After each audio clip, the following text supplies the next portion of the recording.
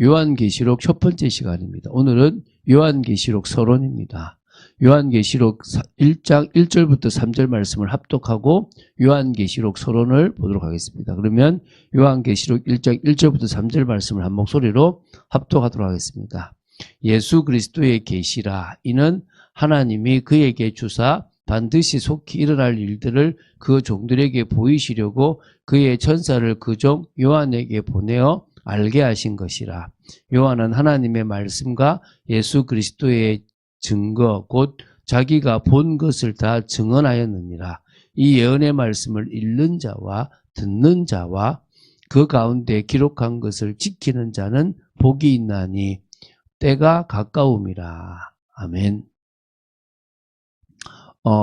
오늘 우리에게 이 예언의 말씀을 읽는 것들이 두려워하지 말고 읽었으면 좋겠습니다. 그리고 듣는 것도 또 그 가운데 기록한 것들을 지켜나가는 것도 우리가 힘썼으면 좋겠습니다. 그래서 그런 사람이 복이 있답니다. 그래서 이단들이 어떤 판을 친다 하더라도 우리는 이 성경을 제대로 봐나가며 오히려 이 말세를 준비하며 우리가 가지는 소망이 진짜 소망임을 증거할 수 있게 되기를 바랍니다. 요한계시록의 핵심 사항들을 좀 보면요. 제목은 헬라어 원전의 제목이 아포칼립시스 이오안누라고 합니다. 요한의 계시라고 하는 제목입니다. 이 요한누가 이제 요한에 들어가 있거든요. 이 제목이 된 것이 예수 그리스도의 계시를 받아 기록한 기록자 요한의 이름이 들어가 있고요. 또 문학 장르가 일단 계시죠. 사실 문학 장르가 몇 개가 돼요. 교회에 편지한다기 때문에 서신서도 있고요. 또 이게 오늘 이 예언도 있고요. 또 계시도 있거든요. 그런 부분들이 좀 있어요. 그래서 장르가 좀 다양한데 어쨌든 그런 것을 반영해서 여기서는 요한계시록이다라고 이름을 우리 한글 성경에 하게 됐고요. 당연히 저자는 사도 요한이죠.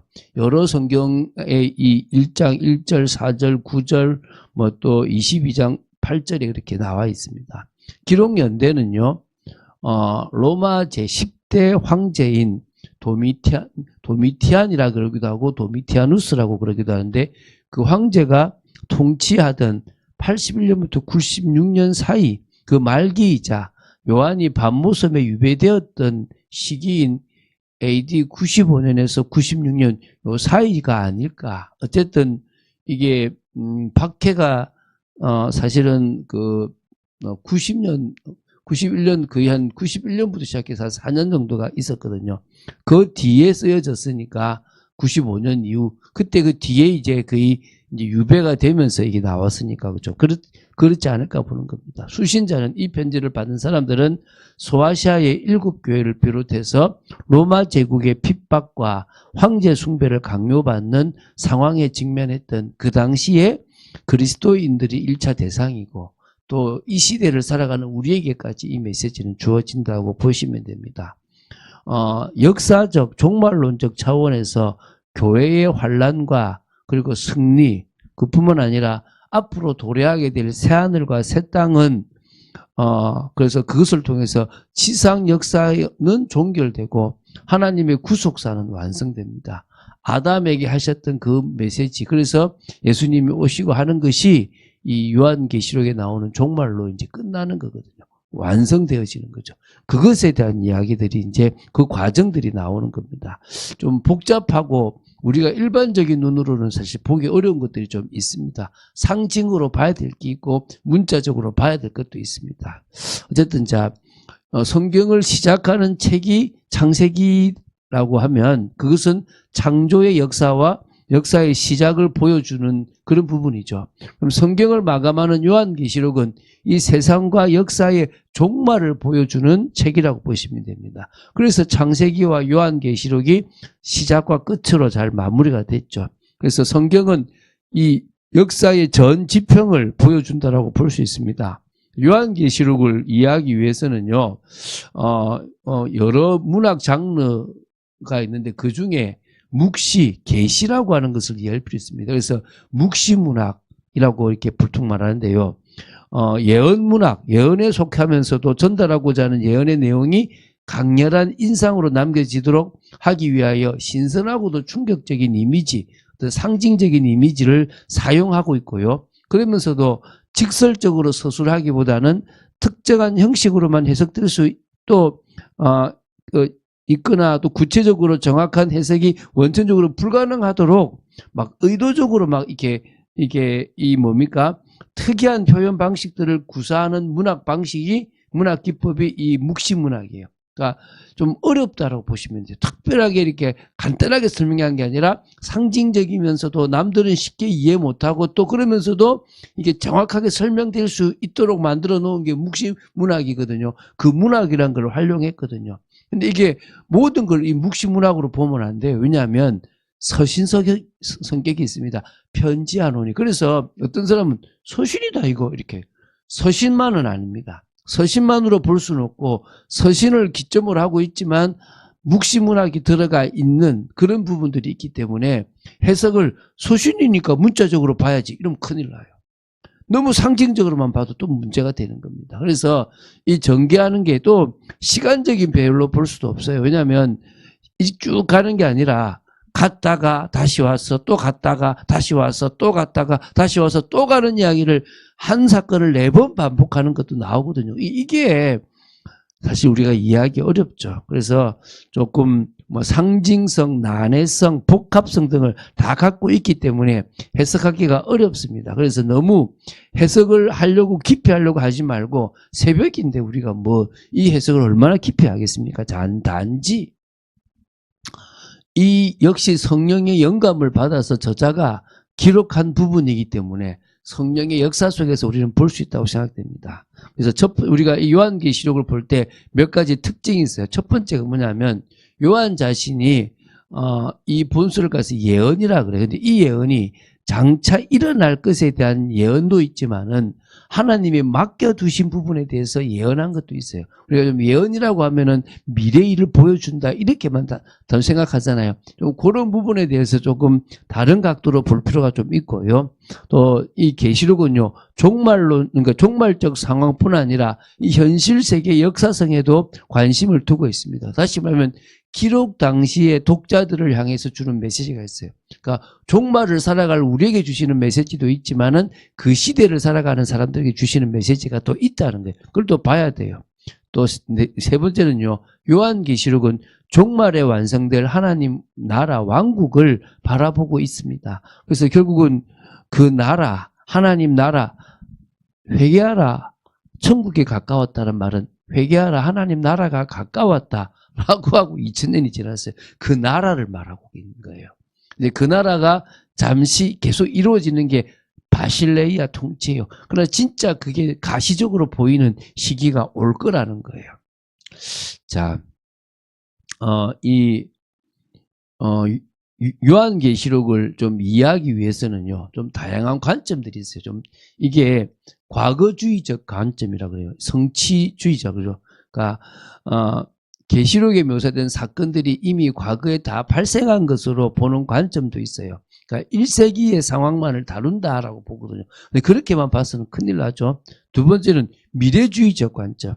다시 말하면 이게 초대교회부터 종말에 이르기까지 전 역사에 이르는 연속적인 사건을 다루고 있다라고 보는 관점이죠. 많이 있죠. 이걸로만 다 봐도 안 되는 겁니다. 세 번째, 역사주의적 관점. 계시록의 내용이 초대교회에서부터 종말에 이르기까지 전 역사에서 일어나는 연속적 사건, 시간적 순서로 된다. 이거 잘못됐어요. 시간적인 것도 있고 아닌 것도 사실은 있거든요. 또 이상주의적 관점, 상징주의죠. 그러니까 계시록을 영적 또 초자연적 그런 입장에서만 보는 관점인데요.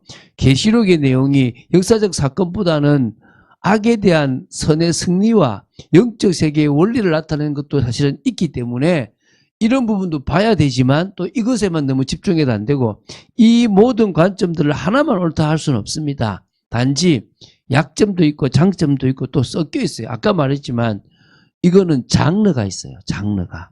이 장르를 우리가 이해한다면 이 편향되지 말고 서신서의 개념은 문자적으로 볼 것도 있고 예언서의 개념은 그 전개를 어떻게 해 나가는가도 볼 필요가 있겠고요.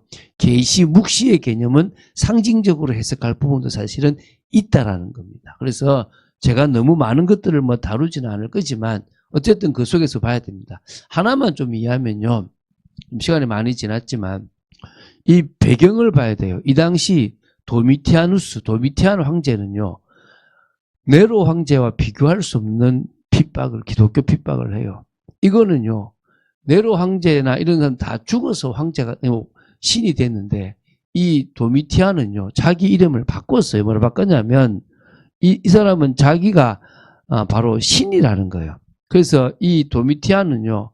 이 자기 이름을 뭐라고 바꾸냐면 도미누스 앳 데우스 이를 바꾼 거예요. 주와 하나님, 우리 주와 우리 하나님이다 이름을 바꾼 거예요. 그러다 보니까 어떤 일이 발생하냐면 자기가 이제 신의 자리에 앉아서 신처럼 활동하는 겁니다. 그런데 자기가 하려고 하는 게 저 로마의 신이나 이런 그리스 신화에 있는 것들을 막 끄집어 막 하려는데 기독교 공동체가 반대가 되니까 한좀 기다렸다가 그들을 완전 핍박해요. 아주 심각하게 핍박을 합니다. 그러면서 교회가 완전 와해될 상황이 됐어요. 그러니까 이게 지금 막 믿는 사람들이 떠나가고 막 하나님 살아계신 거 맞냐? 막 이런 상황이 됐어요.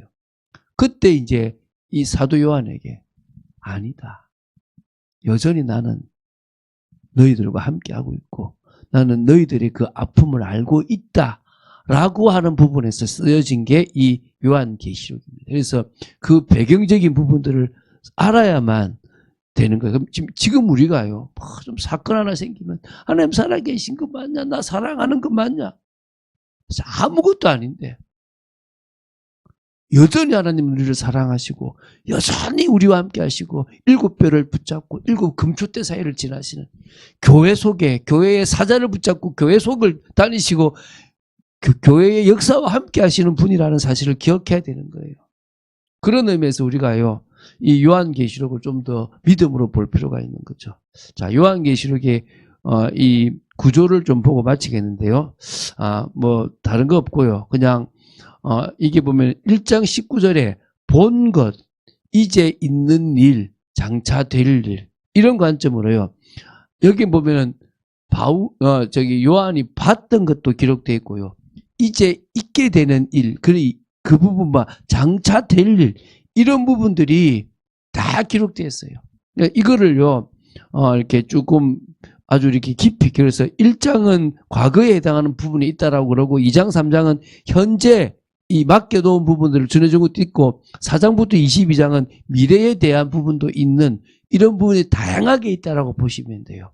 그걸 우리가 볼 겁니다. 그래서 좀 더 깊이 있게 하나님을 알아가는 그런 시간 되기보다는 이런 책에서 주님이 뭘 말씀하시고 어떤 상징적인 것들이 있고 그게 어떤 의미로 이렇게 일어날 수도 있는지를 한번 생각해 볼 수 있는 그런 귀한 시간 되기를. 그래서 오늘도 우리 마음의 주님은 결국 주 예수밖에 없음을 고백하는 저와 여러분 되시기를 예수님의 이름으로 축원드립니다. 주는 그리스도시요 살아계신 하나님의 아들이심을 고백합니다. 할 것은 많은데 시간은 짧다는 것이 느껴집니다. 또 오늘 좀 서론이라서 여러 이야기들을 좀 나누었습니다. 다 못하지만 주님이 깨닫게 하시고 제가 하는 것 이상을 주님께서 깨닫게 하시고 또 믿게 하시고 붙잡을 수 있도록 역사하여 주시옵소서. 주 예수 그리스도 이름으로 기도드립니다. 아멘.